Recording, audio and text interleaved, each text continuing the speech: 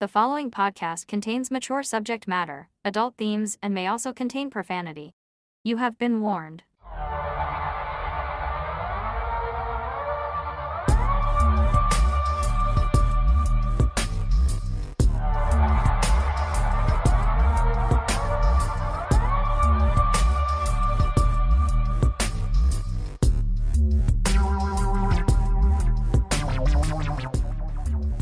Hello, Absurdians. Hello, and welcome back to the show. The show is called The Absurd, and as you probably know, if you've been here before, we look at absurd histories and mysteries and just bizarre goings-on. We like to demonstrate that truth is indeed stranger than fiction, and it really is, you know. Anything that you can think of, it's probably happened. Isn't that weird, eh? It's totally weird. That's Mel. Mm-hmm. Hi, Mel. Hi. How are you today? I'm fantastic. Are you? How are you? I'm pretty good. Yeah? Yeah. Cool. Reasonably productive day. Yeah. You too? Yes, very busy day. Just lots going on. But Month end. month end. You love month end, don't you? Appointments and all the things happened on the same day today. So Wow, ain't it the way? yeah, ain't it the way? Yeah, I tell you. Not last week, but the week before, I was out every night, either for social stuff, but also for meetings and whatever. And it sucks. Oh, dude. Like, I had the Friday, I didn't have anything on the Friday. Mm-hmm. And I was elated. That's nice. And then this past week, like last week, I never went out at all. At all. And then saw Kara on Saturday night, and she's like, what did you do this week? And I'm like, nothing. Like, I didn't go anywhere. She goes, that's not like you. And I'm like, yeah, So it I is. don't count? Don't be ridiculous. Because you went out with me. Oh, that's true. Okay. So one night. So one night I went out. I went out to Piper Arms with Mel. Yeah, sure. I'm glad it was memorable. Don't be soppy. But yeah, it was like, because I love social time. I need social time. Sure. But equally so, I need to be away. Yep. You know what I mean? Totally feel that. Like, it's not anti-people. It's a little anti-people. Yeah. But, no. When I have a night where I know I don't have anything going on and I don't have to leave my house, I'm very happy. Oh, me too. And I find it's becoming even more true as you age, right? 100%. Like, going out anywhere just seems like so much more work now. Well, and like last week, I didn't leave. I think I went downstairs to pick something up from somebody who dropped it off. Other than that, I didn't leave my place from Wednesday till Saturday. Nice. It was awesome. That's great. It was fantastic. Were it not for those annoying little social things, right. I could be a hermit. Except that I need the social I things. was just going to say, you so would definitely need that. I can't be a hermit. I think we all do on some level. What's that? Like need that social interaction. Oh, I would hope so. That would be pretty depressing if you didn't have that, right? I would think so. And like, I have people in my house all the time. Yeah. But I still need that social interaction outside of. Mm-hmm. But then by the time I hit like 9:30 at home, I'm like done. I don't want to look at anybody. I don't want to talk to anybody. Yeah. I'm just done. Well, and that's why, I love, I'm not that big of a drinker, but I'm more and more, I really like day drinking. Like, not during the week. Honestly. But where like it's at. on a Saturday or whatever. Even during the week, man. Hey, I don't judge. Well, I don't. But I mean, if I'm got everything all wrapped up by like 7 p.m. and I can go home and chill, man, I am there. Yeah. All about it. I got it. I get you. Anyway, I have a little bit of news, a little bit of business, if you will. I forgot to mention this last week, and I dare not, because during that busy week I mentioned on the Thursday, I was out with one Tim Waters. Tim Waters. Tim Waters. Yeah, he is a very dedicated fan of the show, which we appreciate very much. Very much. And we do still plan on having him on the show. I told him that, but I don't know what we're going to do with him. Like, what we're going to talk about. What we're going to do with him. Yeah, we're not, I don't know, going to do anything mean. Oh. But It was funny. He came with a couple of friends, one of whom I've met before, named Marlon. Mm-hmm. Marlon Santana from El Salvador. Mm-hmm. I asked him if he knew Carlos Santana. You know what I mean? Yes. He said he did. I don't believe him. But maybe he might have There's probably a Carlos there. I would wager heavily. Yeah, I'd put money on that one. And then another guy who I'd never met before, I think his name was Aaron, and he's originally from Sri Lanka. Okay. And I said something to him that made Tim laugh his keister off. So much so that he called me that night when he got home and was laughing about it still. The guy is going on with something. He goes, I feel really bad about my nose. And I'm like, why? What's wrong with your nose? And he goes, well, it's like pretty wide. And I'm like, it's a nose, dude. Like, who cares? Mm-hmm. And then I said, you know what, though? Your nose smells. Oh, my God. Waters thought that was hilarious. He would, wouldn't he? He's not wrong. He knows quality. Uh-huh. I was thinking another thing today, too. You know, like, prostitutes. Like anyone just randomly thinks. Well, no, but you gotta hand it to blind prostitutes. Okay. Okay. Get it? Yes. Okay. Yeah. Another thing, you have something to tell our peoples about Christmas ornaments. Yes. I put up a post on Tuesday, I guess it would be, once this comes out. Right. About our special Christmas ornaments that we have. Mm-hmm. So if you guys want to take a look at those, they're up on our socials, and they are $7 while quantities last. We only have so many. So we only have so many. Yeah. Yeah. But if anybody wants any, hit us up. I'm buying some. We'll get you one. I'm going to give them to people. Are you? Mm-hmm. Like strangers on the street? Probably not. No? Okay. And I don't put up a tree, so I'm not using one. You have plants. Just use those as your tree. No, I do have a fake tree, but I can't be asked to deal all with that. No, man. But it's so nice. Of course it is. It's so pretty. It's so rubbish. It's not rubbish. It's nice. Rubbish. I see trees and didn't I just sound like I see trees of green. You know what I mean? I know what you mean. What a wonderful world. Anyway, sorry. I see them everywhere. I see lights. I see Christmas trees. Okay. So I don't just put it on your TV. Or you can do those like background scenes. Because with your new Special Fun TV, there are absolutely channels there that have... I like the aquarium. Or even YouTube. I like the aquarium. Yeah. YouTube, you can type in like Christmas scenery kind of thing. So it'll show like a tree and a fireplace. I can virtually guarantee you I'm not ever going to do that. We did that when we were putting our tree up. Because you just couldn't wait, eh? My God. Yeah. Whatever happened to the Swiss Chalet channel? The Swiss Chalet channel? Oh, come on. You never saw it? I don't know what you're talking about. You know how in Swiss Chalet, for people who are not in our area, it's a barbecued chicken restaurant, which I personally like very much. But they had it was like a video channel on TV. Instead of like a burning log in the fireplace or the aquarium, it was the rows of rotisserie chicken turning and cooking. Oh. Dude, it was fantastic. It would make me hungry watching it.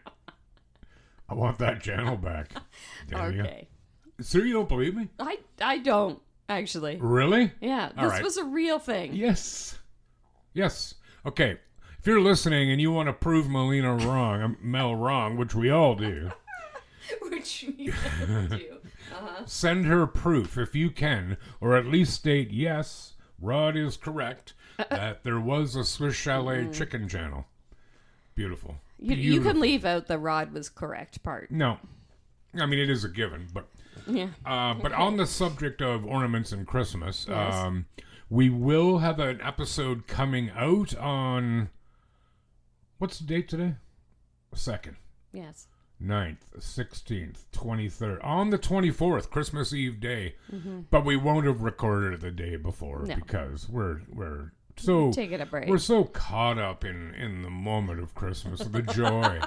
The fellowship of Christmas. Sure. You're going to be at Rural Roots, aren't you? Yeah. Yeah. Yeah. That. On the Wednesday. Yes. Yeah. That's what I mean. But we won't be skipping a week. for episodes. So, and our Christmas, I don't know about Mel's stories, but my stories will not necessarily be about warmth and joy. Lovely. Yeah. I don't have any stories yet. You will. Oh. Okay. You will. So, I like to think, What? And you had, tell us quickly about your Friday night. Oh, yes. Yeah. I went to Toronto on Friday night. Toronto or Toronto? Toronto. Oh, on the GO train, which I don't know if I've ever taken the GO train before. I don't think so. But for it leaving Kitchener, I think that's been fairly new. It is. Yes. It's pathetic. When I used to take the train to come here when my husband lived here and I was in Toronto, I would take the Via when I would come out. Right. So, anyways, took it for the first time. Right into Union Station, $20. Return. It was gold. $20 return. No, $40 return. Oh, so $40 per person? Mm-hmm. That's still pretty good. It's still really good. Yeah. The only thing is parking is a real B at the Kitchener GO. Oh, right. It's awful parking. But you could park anywhere. For sure. And LRT it. Yeah. Or cab it from somewhere a little yeah, there's lots of parking garages around too. Yeah. You didn't have to pay for parking there though, did you? No. Yes, sorry. No, we did. Yeah, I think it was $13 or something like that. That's why I was telling somebody else on the weekend about driving to Long Branch, like a little west of Etobicoke. Yeah. Parking, because you can park for free at those GO stations. Yeah. And then just jump on from there. But you still got to drive in. The weather sucked on Friday. Yeah. But it was perfectly calm, sunny, no snow by the time we got to halfway there, I suppose. So maybe like Georgetown area. Mm-hmm. Then it was like nothing. Toronto didn't have a flake of snow. What about when you came back? Yes. Right. Yeah. Yes. It was like full on Christmas book story. Yeah. Anyway, we went to Scotiabank Arena to see home of the Maple Leafs. Yes, and there were Maple Leafs there. We were there to see the Shoresy Hockey Fall Classic. So if anyone ever watches Letterkenny, there was a spin-off of that's Shoresy, same guy in it that directs both of them and acts in them. And he was there with the cast from the show, and they played against some Toronto alumni. Sweet. Yeah. So Dougie Gilmore was there. Oh, cool. Nick Antropoff was there. Yeah. And then there were some other names I didn't really know who they were. Was there a good crowd for it? Yeah, actually it was pretty full. Yeah. Like I was kind of surprised. But yeah, it was fun. It was entertaining, and they do some fake fighting and stuff like that. That's cool. Yeah. Yeah, nice.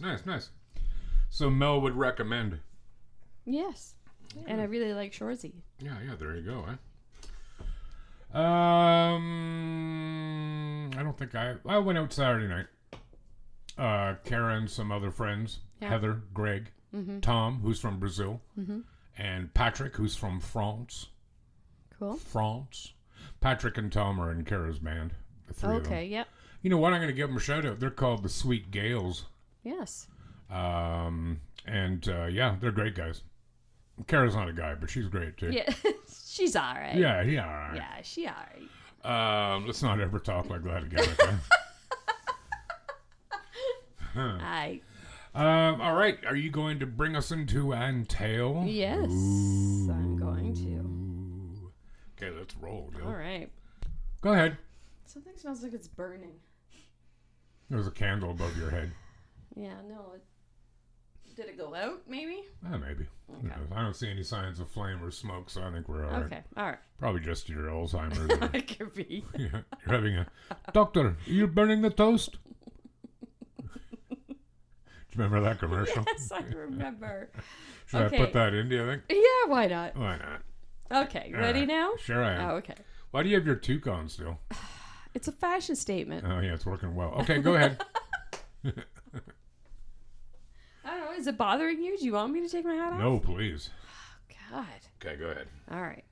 It was just after midday on Friday, January 13th, 2006, when police were called to reports of a bank robbery in the affluent suburb north of Buenos Aires. Buenos Aires. Sure. Yeah.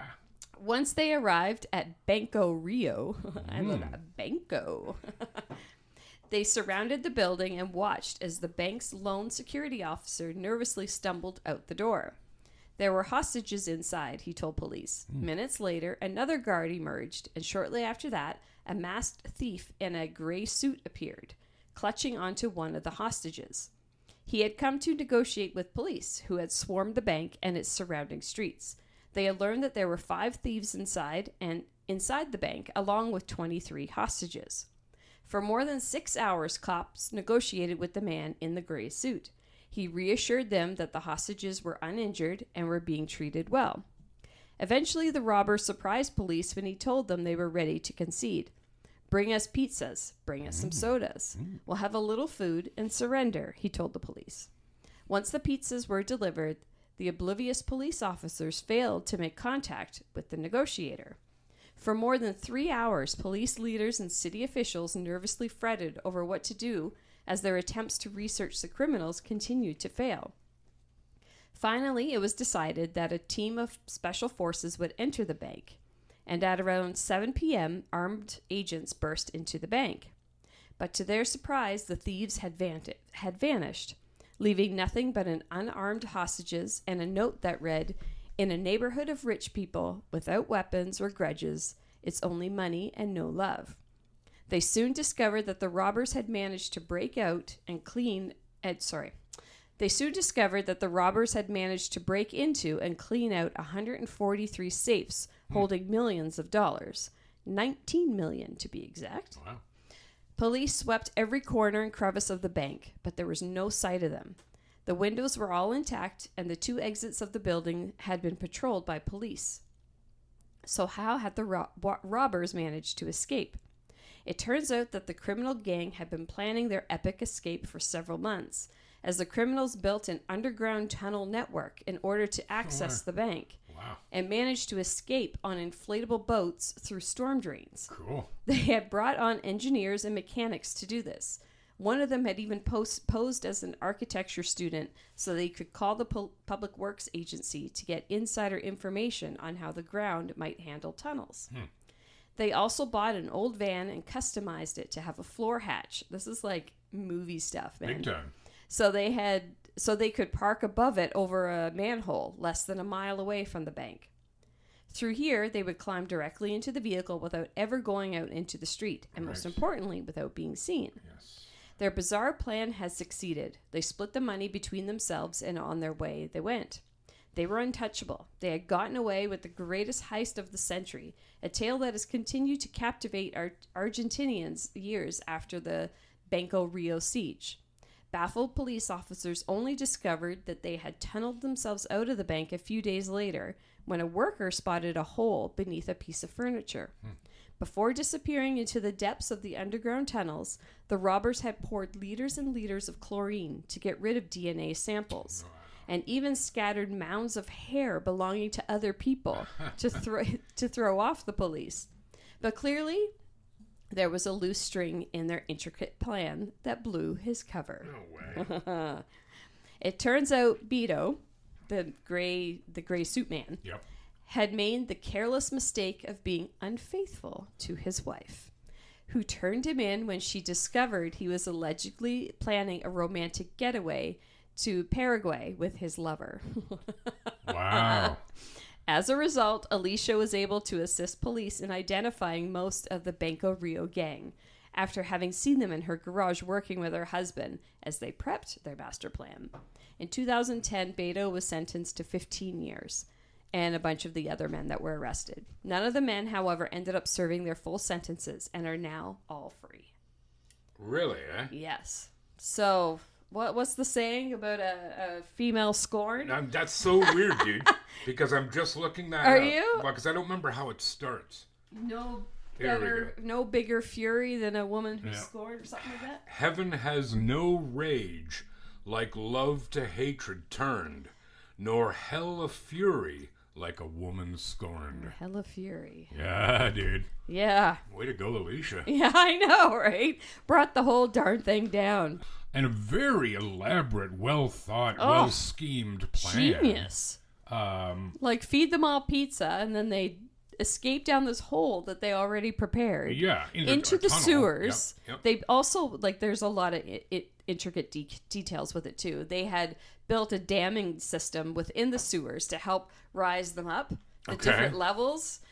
I don't even know how they did that. Yeah, and they were on their little dinghy and going through the sewers. But pouring the chlorine and someone else's hair, like, they did their work. Oh, they sure did. And all of it laid asunder by a pissed off, jealous woman. I know.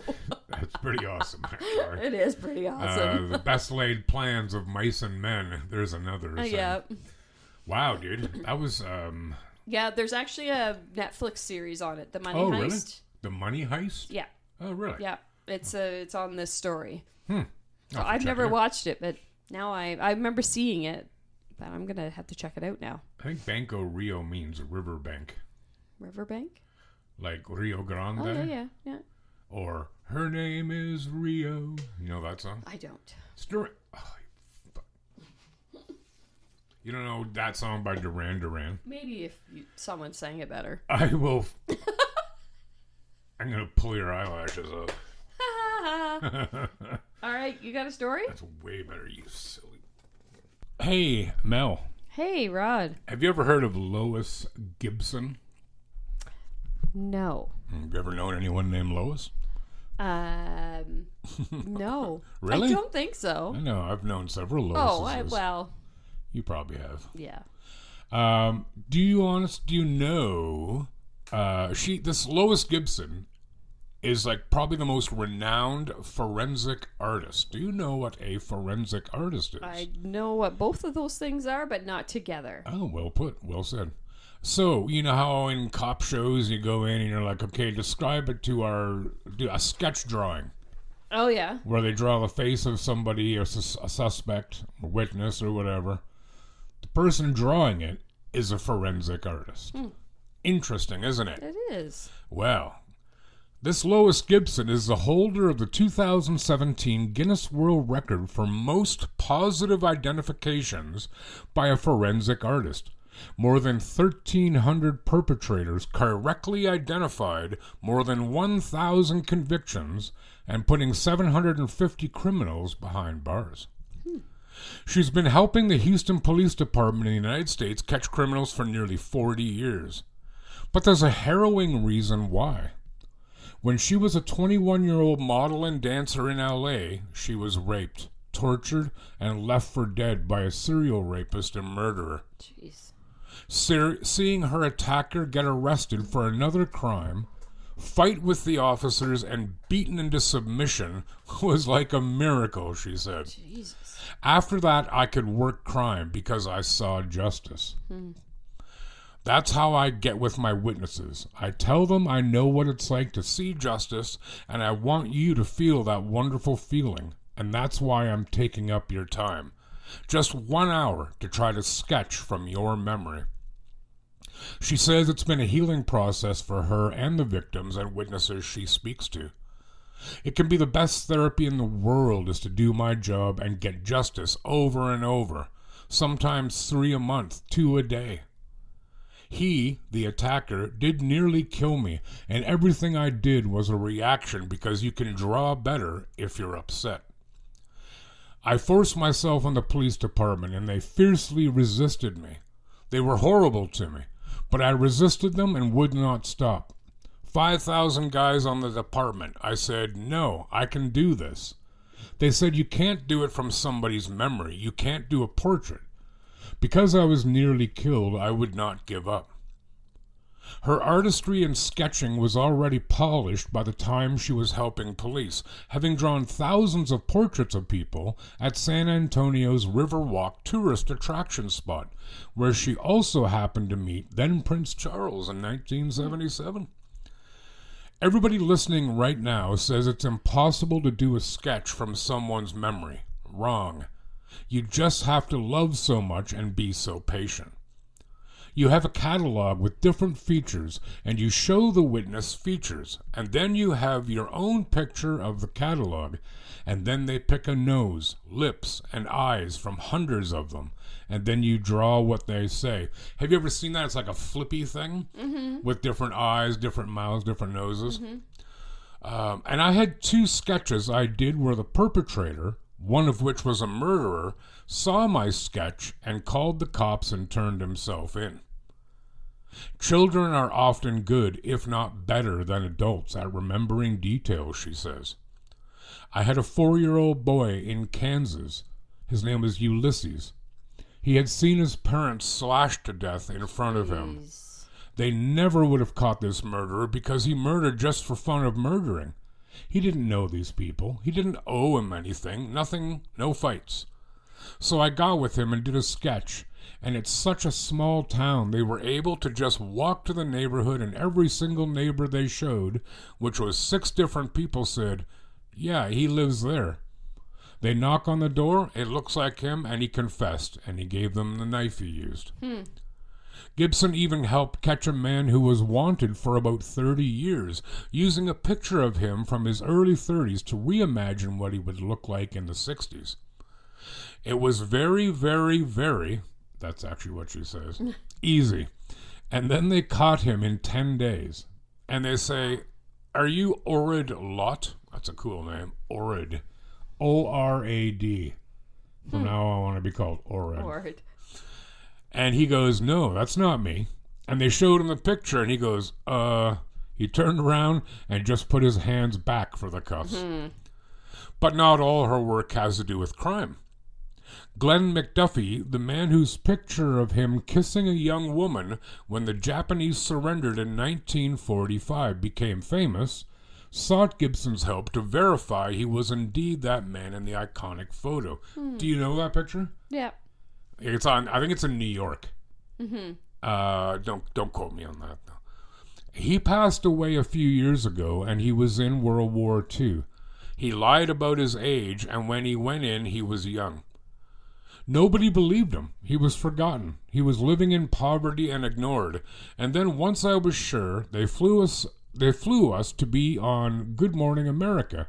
And then every time he goes somewhere, he'd show his card, and they'd put him in the class, or they'd put him in the box at the sport event, put him in first class.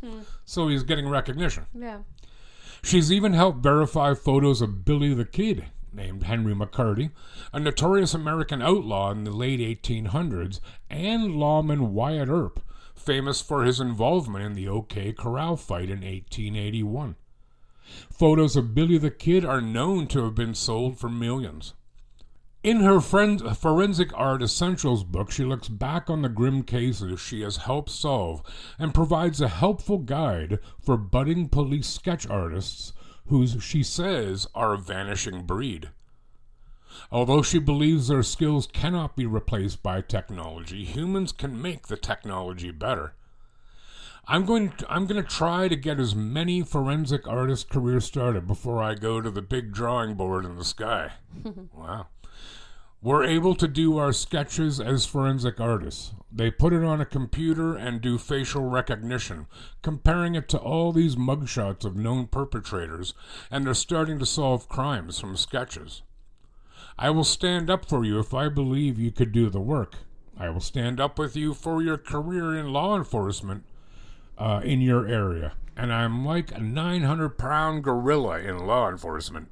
Because every career of an artist I start could solve murders, stop rapists, and stop robbers. The racists are kind of dicks, but rapists are way worse. Yeah. Okay, anyway. Yeah, so that's quite a career. That's pretty cool. I know. I just always assumed that it was a thing. Like drawing, what do you call them? Don't they call them sketch artists on police shows? Yeah. Yeah, right. Yeah. I just assumed that had been around for like hundreds of years. Yeah, I thought so too. Because it seems rather obvious that it should be, right? Yep.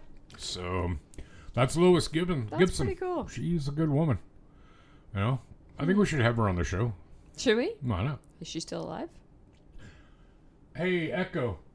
Is Lois Gibson, the forensic artist, still alive? From Wikipedia.org.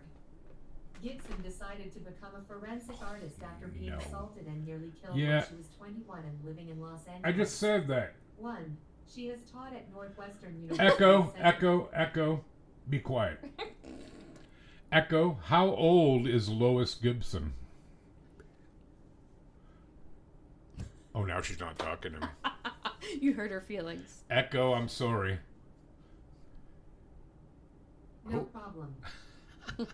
Hey, Echo, how old is Lois Gibson? Lois Gibson is 75 years old. Thank you. She was born in That's 1950. Okay. Bloody hell. So there you go. Yes, thank you for asking that question. That was. You're welcome. I'm glad I could answer it so readily and quickly. God. Do you have something for us? I do. Yeah? I do. Oh, my God. This just happened last week. Oh? A woman from Thailand was found alive in her coffin at a Buddhist temple and was saved from organ donation and cremation because her brother didn't have a death certificate. Oh boy, there's going to be some names here I'm going to butcher, but here we go. Thailand, they're not entirely easy. Do your best. Wat Rat Prakon Tham. Why do I think that's not the right pronunciation? Well, but anyway. Wat Rat. Pick one word. Are the first two. Pick one word from words. the name. One word from the name that you can most easily pronounce and go with that. Okay. Bloody Thais. Good food, though. Yeah, so good. All right. Wat Tam, a Buddhist temple in the outskirts of Bangkok, posted a video on its Facebook page showing a woman laying on her white coffin in the back of a pickup truck. Ooh. Laying in her white coffin, sorry. Yeah. She was slightly moving her arms and head. Oh, boy.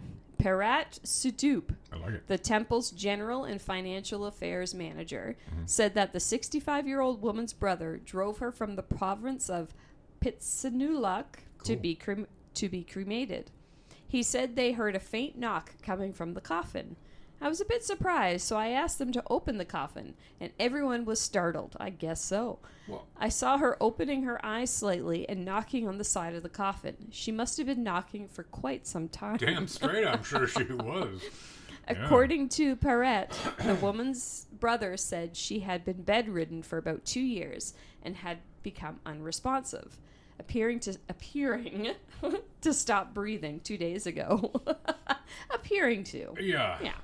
The brother placed her in a coffin and journeyed about 500 kilometers to the hospital in Bangkok, to which the woman had previously expressed a wish to donate her organs. Paret said the hospital refused to accept the woman's body because her brother didn't have an official death certificate. Fair. When the brother approached the temple for a cremation, he was also refused due to the missing document. The temple manager said that while he was explaining how to obtain a death certificate, that is when they heard the knocking. The temple staff assessed her and sent her to a nearby hospital for treatment. So Sodthrop said the temple would cover the woman's medical expenses. She remains alive in hospital. Similar instances of a person being found alive in funeral homes or morgues have been reported in the past. In June 2024, a 74-year-old Nebraska woman declared dead at a nursing home was found breathing at a funeral home 2 hours later. Yeah, I did a story on that. Yeah. In January 2023, a 66-year-old woman was pronounced dead in an Iowa care facility after an employee said she did not feel a pulse and that the woman was not breathing. After she was taken to a funeral home, the woman woke up gasping for air. That same year, a New York funeral home found an 82-year-old woman alive and breathing shortly after she was declared dead at a nursing home. Can you imagine waking up in a coffin? Nope. Oh my God, I would lose my mind. And that's where I know there's a bit of conjecture on the expression "saved by the bell." There is a belief by some that it comes from boxing. Which makes sense, but I have also read that it comes from this kind of event, in that a string would be in the coffin that would run up a narrow tube above ground attached to a bell. so that if you were prematurely buried, you could ring and they'd come and go, holy shit. And, biggest fear right there. Well, and like, I can't. There's lots of things that emulate death, you know, certainly back in ye olden times, where you didn't have technology to verify. No. I mean, even like a mirror can work to tell if somebody's breathing, right? But, I know, did everybody have a mirror back then? Right. Probably not. Yeah. You know? So that's one of the expressions. And it's weird, as I was listening to your story, you're not a watcher of Supernatural. No. I have watched it. I very much like it. And I've watched it several times through, but there was... The format is like they have a running storyline, but then there are certain episodes that are standalone stories. In the genre, they're called Monsters of the Week. Okay. X-Files did it the same way. And there was an episode where a guy who was a doctor had mastered immortality. He did have to remove parts from people as he needed them. Hearts, eyes, you name it. And anyway, they got rid of this guy. They buried him. He's immortal. Oh, God. You think about that for a second. Right? That you're buried just in a coffin in the death. ground. Yeah, but he would never come. No. Right, because he's immortal. That would suck. Oh. That would suck. Yeah, that would suck. But yeah, it's not all that uncommon. And I guarantee you that, you know, that's why they check pretty accurately here. But wow, that would be so terrifying. Yeah, I can't even. But doesn't this sound like shenanigans a bit? Like, why didn't this guy get a doctor? Oh, there's something going on there, for sure. Yeah. I couldn't find any information on that because I was trying to find what happened to him, like what... Well, if it just happened last week. It just happened, exactly, yeah. So maybe we'll keep an eye on that one. Yeah. Because it just sounds... Like, I'm not saying he killed her, but he was like, whatever, she's dead. Let's get rid of her. I want the bigger bedroom anyway. Yeah, right. You know? So, yeah, that's something, dude. I don't like it. I don't like the idea of being buried alive. No, I don't think anybody does. Oh, I don't. I got a little story here for you from Korea. South Korea, specifically, the happier part of happier side. The happier... non-killing side. Wow. Yeah, the happier part of the peninsula. Right. I do find North Korea fascinating, though. It's terrifying. It is, but in a fascinatingly terrifying way. I don't trust that guy. But anyway, that's no. That's a whole other topic. Do you remember doing exams in school? Yeah. How did you like them? No. I hated them. No. I think they're stupid, too. Them. Even as a former teacher, I think exams are stupid. Oh, yeah? Well, because how often in any job are you put in a situation where everything you must do must be done by memory? Right? So if you don't have a good memory, you're not going to do as well. But that doesn't mean you don't understand the material. Right. That's a good point. Thank you. Anyway, the U.S. does this too. What are they called in the U.S.? SATs. Like that you write so it determines where you can get into university or whatever. Yeah. We don't do it. You need certain marks here, but we don't have a specific test. Anyway, so in Korea, this is just a couple weeks ago too, November 13th, more than 500,000 people in South Korea sat for the country's grueling university entrance exam on Thursday, November 13th, as police mobilized to ensure that they make it to the test sites on time, and all flights were halted for half an hour. What? The number sitting the test, this is obviously written by somebody who's British, the number sitting the test, essential to secure a place at the country's top universities, was the highest in 7 years. Most of the candidates were born in 2007, when there was a surge in births because it was considered an auspicious time to have a baby. Auspicious. That's a good word. Flights at all airports were banned from landing or takeoff between 1:05 p.m. and 1:40 p.m. to ensure there was no disturbance while the students sat for the listening comprehension section of the English test. The decision affected 140 flights, including 65 international arrivals and departures. Flight trackers showed aircraft circling near airports as the Transport Ministry restricted aircraft from altitudes below 3,000 meters. Financial markets and offices opened an hour later than usual to ensure test candidates arrived on time for the 9-hour exam. Holy. That is seen as crucial for success in the hyper-competitive society. Get bent. Word. This exam has been a goal for nearly 20 years and also a new beginning, said Yi-Son Kim, who was waiting outside a test site where her daughter was sitting the exam. A total of 554,174 people registered this year, up 6% from last year, and the highest since 2019. Some 496,000 babies were born in 2007 in a jump that paused a steady decline since the mid-90s. South Korea is one of the fastest aging societies, although its birth rate rose to 0.75% in 2024. All the Western countries have decreasing birth rates. Yeah, dude, so a 9-hour exam.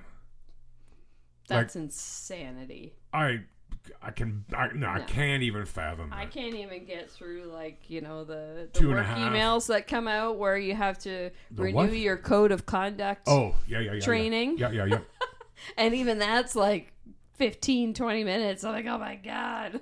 But I mean, can you imagine? So they all the flights in the country are canceled. That's insanity. At the exact time so that there's no distractions in the listening comprehension section. Why, are they sitting outside doing the exam? Like, how low do the planes fly there? Yeah. Like, Crazy. I just can't even, and here we have not zero, but almost no regard for education. Not like we once did. Right. Whereas there, the whole country literally stops so that you can have a better chance at the exam. Man, if you fail that exam, you got to be a dick, considering all the stuff, how far they bent over backwards to help you. Yeah, no kidding. I couldn't hear it. You liar. How could you not hear it? Jesus. Anyway, that's, but South Korea is, like, wickedly competitive. Like, yeah. Oh, I believe it. Like, you're either first or last. If you're second, doesn't matter. Irrelevant. They actually have a thing. I think they do it on what we would call their second birthday, what they call their first, if I remember this correctly. Okay. Because when you're born, that's your first birthday. That's your first birthday, yeah. Right? Yeah. Which kind of makes sense. But then they have a thing where they put the baby on like a big table or on the floor on a mat or whatever, and they have different items. And I don't remember what they all are, but I know like one is a pencil. Okay. And the baby crawls around, whichever one it grabs first indicates the career path. Crazy, eh? That it's kind of destined for. Right. Right? And I don't mean like they kill the child if it chooses a different path in life or anything. If it picks the stripper pole. But yeah. That's revolting. But yeah, like I had I may have mentioned this once, but I used to teach people online in South Korea, mostly corporate people, but a few older kids, like older high school. I had this one girl, her name was Minji. God knows why she was taking lessons, because her English was fantastic. Oh, yeah? And almost no accent. Wow. But she went to school all day in a Korean school, learning in Korean. And then at like 5 o'clock, she went to an English school that she was at until like 10:30 at night. Every day except Sunday. Aww. That's it, man. And not coincidentally, they have one of the highest suicide rates in the world. Yeah. For work, too. I had one woman, she was young. She was like 24, 25. She had no days off. She worked 7 days a week. What a life. Oh, it'd be awful. Awful. That's sad. Totally. And she, I'm not talking like she worked, cleaning dishes in the back of a restaurant. The people I taught, they worked for Hyundai and Kia, which is the same company. Yep. And Samsung, like all big corporations, because the corporations paid for their lessons. I got paid regardless whether they showed or not. Sometimes they were loaded too. Oh yeah. Oh fuck yeah! Like really drunk. And they'd be like, "Rothenay." Like, oh god, it's gonna be like that, is it? That's great. Did I never tell you about their names? Okay, this yes, is you good. did. You did. With the guy who wanted me to call him Pumpkin? Yes. I was just thinking of that when you were talking about teaching and stuff. Yeah. I couldn't do that. Yeah. I couldn't do it. I couldn't do it. Yeah, so that's life in Korea. My friend Scott Finlay, who's a very regular listener to the show, he's in South Korea, has been since like 2005. Okay. So he'll appreciate that. He'll verify that for me. Yeah. I don't know about you, Mel, but gosh, I'm hungry. Yes, I'm ready to go. I'm ready to go. Bum right now. Well, wow. But before we go, you guys should give us 5 stars. Oh, damn right. Yeah, I think should we do that. It. I think we deserve it. Yeah. On whatever you're listening on, you could do that for us. That would be awesome. And tell people. Share with your friends. Yeah. And if you're on our socials, Facebook, Instagram, or TikTok, and you see one of our posts, please share it to yours. Yes, please. We would love that. Yep. Genuinely, we would appreciate that. We would. So, and if you want an ornament, please reach out. Yep. We'll get you one. You can email us or Messenger, any of the aforementioned apps. Yep. That I said, Facebook, Instagram, or TikTok. Yes. Tiki-taki. Yes. Some of that Australian reels I watch. TikTok. Anyway. Right, so thank you everyone for stopping by. If you're living anywhere near to us, stay warm. Mm-hmm. It is nippy out, minus 11 tonight. That's in the civilized, that's Celsius, not in freedom units. Got you. Anyway, thank you everyone, and take good care of yourselves and one another. Bye. Goodbye to you.